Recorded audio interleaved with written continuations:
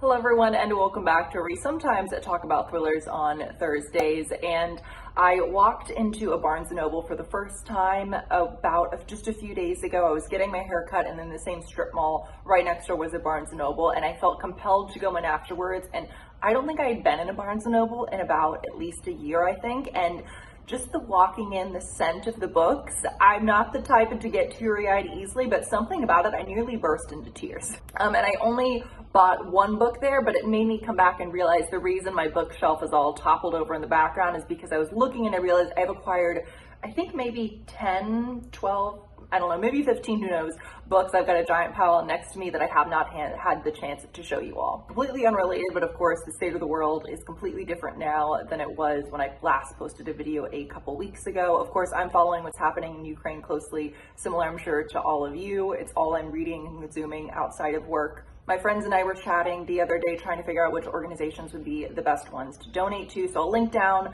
below the one that we chose. But it's nice to be able to feel that you might be able to do something at least a little bit actionable when we're just sitting back and taking in everything that's occurring. Again, it feels so odd to say something like that and then segue into a book haul, but I did just want to mention that up front. But I'm going to get into talking about these books. Some are brand new releases that I was sent. Others are ones that I've purchased. It's just kind of a weird mix of books. So I'm just going to start grabbing books at random. First is a new release. Well, it came out a few months ago, but it was new when I got it. And that is False Witness by Karin Slaughter. You all know I'm obsessed with Karin Slaughter. I have not watched the Netflix pieces of her. I don't even know if it's a movie or a TV show, I'm forgetting. But I adore Pretty Girls. That's probably my favorite book by her. But I'm actually almost finished with this. I'm about 4/5 of the way through.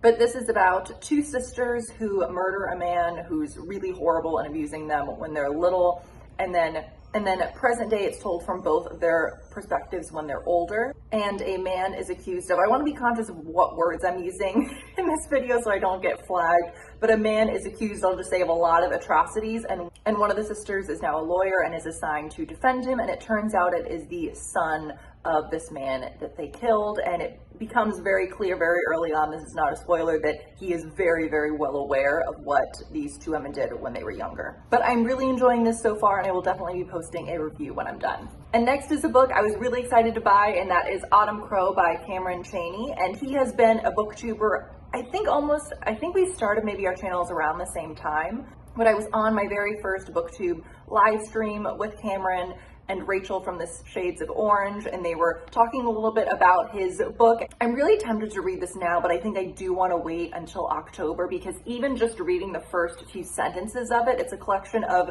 short stories set in the town of Autumn Crow, and it's supposed to be eerie and creepy and wonderful. And there aren't a lot of books that really give you that true Halloween feeling. Of course, there's tons of horror thriller novels, but there's not a lot of books that just straight up are perfect for Halloween. So I cannot wait to check this one out, and I will have Cameron's channel linked down below. This one, my mom gifted to me, and it was so funny because she said, Katie, I'm reading this book. It's really beautiful. Just the setting is gorgeous. You taught English in Spain, so I think you'd really like it. I don't think you've heard of it before. And she said, have you heard of The Shadow of the Wind? And she gave it to me, and it made me laugh because, of course, this was a hugely popular book on BookTube years ago.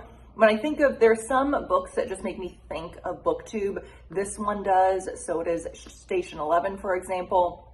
And I've never read it, and she got my excitement all back up. I don't know why I never read it when it came out, because this is kind of a universally adored book. I've never heard of someone who has read this and not enjoyed it. Next is a book that I was very kindly sent for review, and that is Dead Silence by S.A. Barnes. And this is very exciting because I mentioned this one in my 2022 anticipated horror releases video. And this they describe as Titanic meets The Shining, and it's a sci-fi horror novel in which a woman and her crew board a decades-lost luxury cruiser and find the wreckage of a nightmare that hasn't yet ended. A ghost ship, a salvage crew, unspeakable horrors. And I have not read many sci-fi horror novels, and I can think of a lot of sci-fi horror movies and TV shows I've really loved and enjoyed, but not a lot of books. So if any of you have other recommendations within this genre, please let me know. But I've seen some other booktubers start to review this, and I've heard them say that it's incredibly fast-paced and really fun and entertaining and exciting and scary, of course. So I think this will be a really, really fun one to fly through one night. Okay, which book should I go to next? I'll show the one that I picked up from Barnes & Noble, and I've been seeing this book on, top lists for years. It came back out in 1991, and so it felt like such a very weird coincidence that when I walked into Barnes & Noble the first time I'd been in so long, and the Gilda Stories was sitting right on front on one of the main tables being advertised. Which was a pretty big coincidence because it's not an incredibly popular book and it's obviously not a new release, but this is described as a very lesbian American odyssey, escaping from slavery in the 1850s. Gilda's longing for kinship and community grows over 200 years. Her induction into a family of benevolent vampires takes her on an adventurous and dangerous journey full of loud laughter and subtle terror. And I have not read a good vampire book in so long. Just as an aside, I couldn't find any chairs to sit down in Barnes & Noble. I don't know if that's because of COVID and they haven't put chairs back out yet, but I picked up a stack of books that I was interested in, just kind of perched and read the first few pages of each one, and this was the one that definitely stuck out to me. And it's one of those books where I could already sense from reading the first paragraph that I was going to absolutely adore this, so really, really excited. Then is a book that I'm almost embarrassed to show because I have mentioned this book on I want to read within, TBR type videos for years, and I've never read it. So I thought I just need to finally purchase this thing.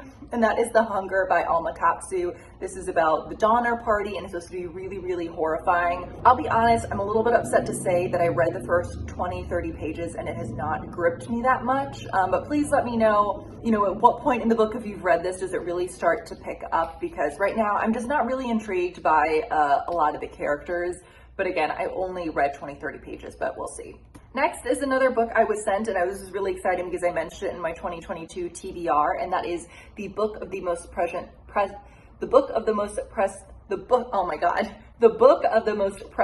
substance by Sara Gran. I'm about, what page am I on?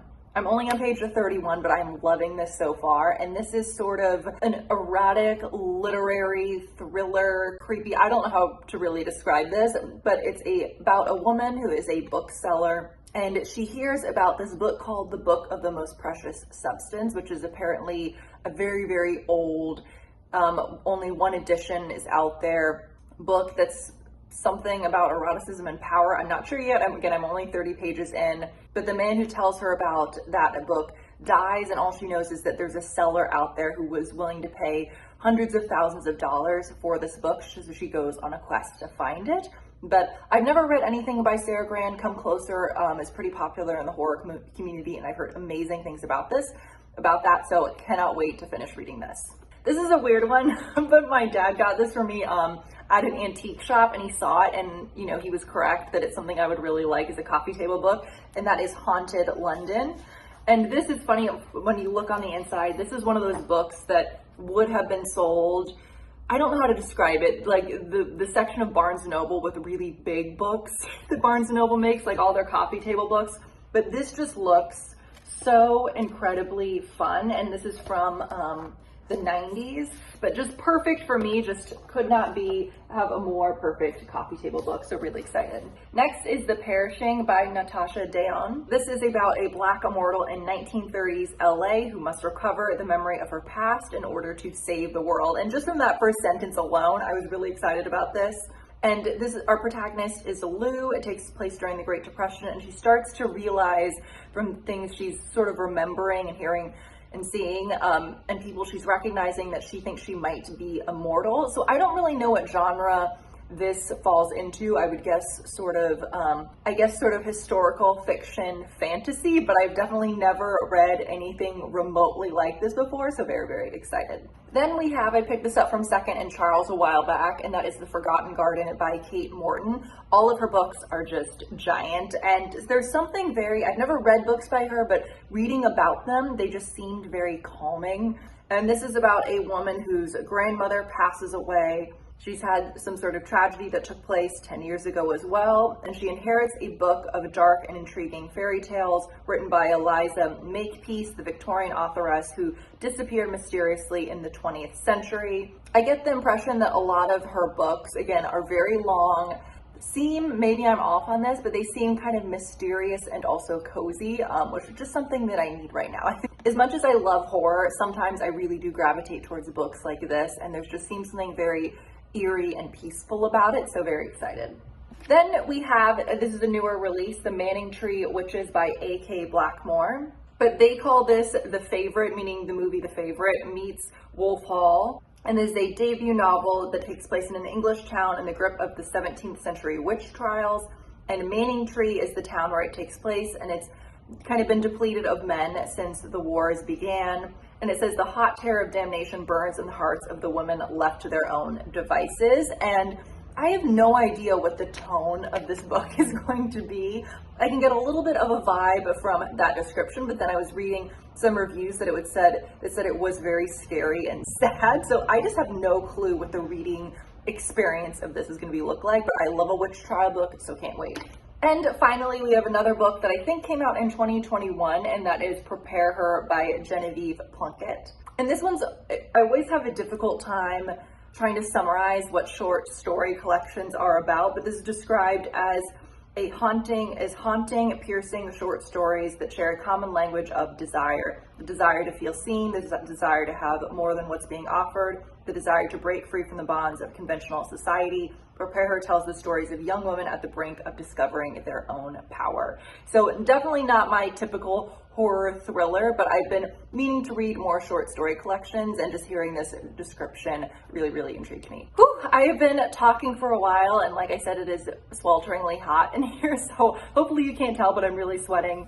Ever since COVID, I've been saying at the end of my videos, kind of unconsciously, just hope you all are doing well and stay safe and blah, blah, blah. And that feels even more timely right now, just given the current state of the world. So again, hope you all are doing well and staying safe, and I will see you all in the next one. Bye.